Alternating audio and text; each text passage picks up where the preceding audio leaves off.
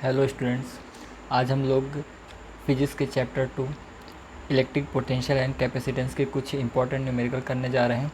जैसे कि आपको दिख रहा होगा, एक न्यूमेरिकल है, two charges of 1.5 microcoulomb and 2.5 microcoulomb are place at a point A and B with 30 centimetre separation in air. Point C lies on a perpendicular bisector of A and B at a distance of 10 cm from the line AB. Calculate electric potential at point C. सबसे पहले आपको क्या करना है, इसका एक diagram draw करना है। क्योंकि आपने इसको डेरिवेशन में पढ़ा हुआ है, इसलिए आप क्या कीजिए, पहले आप इसका एक डायग्राम कीजिए तो आपको ज़्यादातर चीज़ें वैसे ही क्लियर हो जाएंगी। तो मैं 2 चार्जेस बनाता हूँ।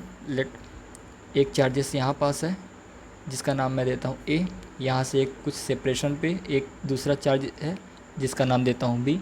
मान लेते हैं यहाँ पास चार्जेस कितना है 1.5 माइक्रोकूलम और यहाँ पास है 2.5 माइक्रोकूलम।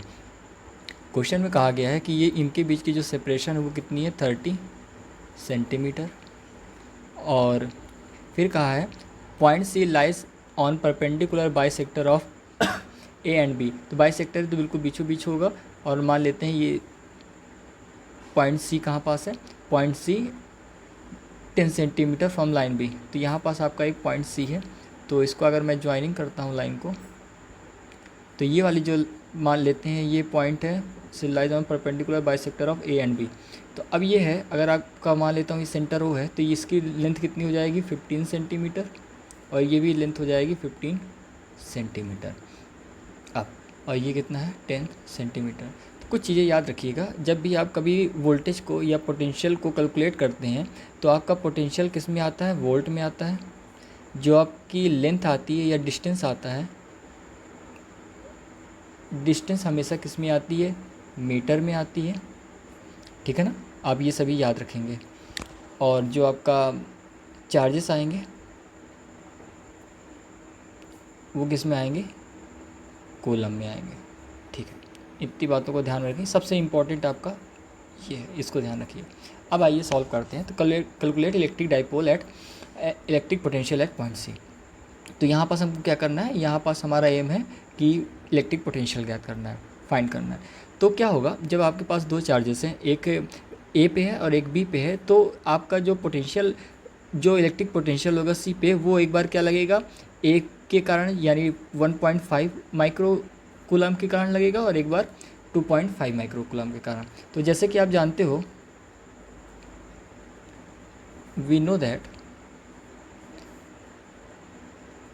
पोटेंशियल अगर मैं बात करता हूँ, वी नो दैट कि अगर इसके कारण निकालते हैं, या इसकी जगह मैं लिख सकता हूँ if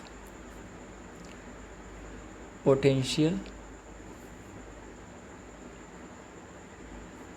difference at point C is V, then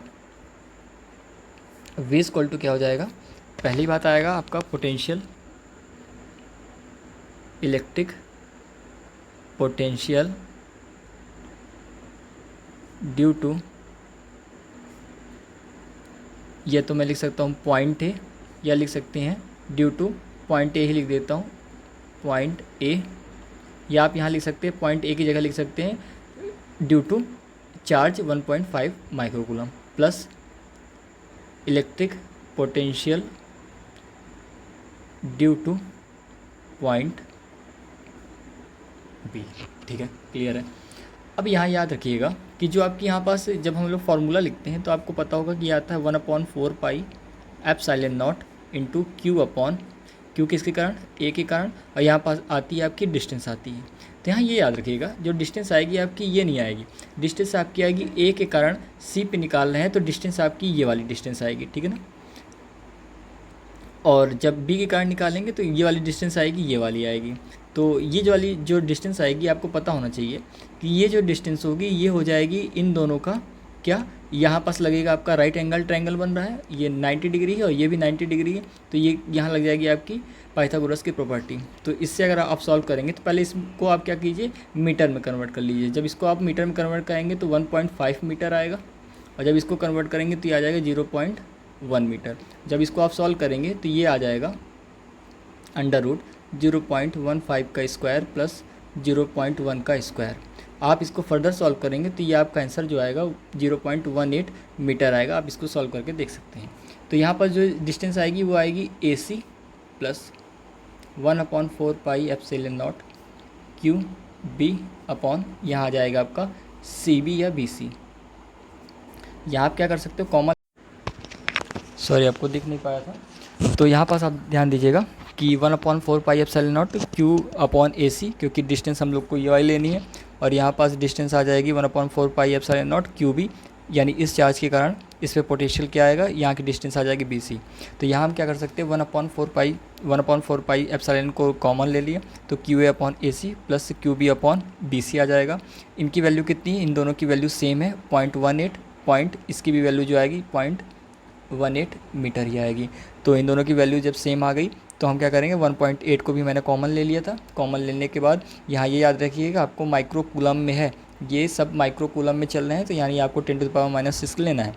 जब ये आप सॉल्व करेंगे 9.9 इंटू 10⁻9 अपॉन 0.18 इंटू इसको जब ऐड करेंगे आ जाएगा 4 और इंटू 10⁻⁻6। जब आप इसको पॉइंट हटाएंगे तो ऊपर 100 से मल्टीप्लाई हो जाएगा इंटू 4 इंटू 10⁻⁻6। जब आप इसको फर्दर सॉल्व करेंगे तो ये सॉल्व होके इतना आएगा, और इसके बाद जब आप इसकी पावर को इंक्रीज़ करेंगे तो 2 इंटू 10⁵ वोल्ट आएगा। Thank you.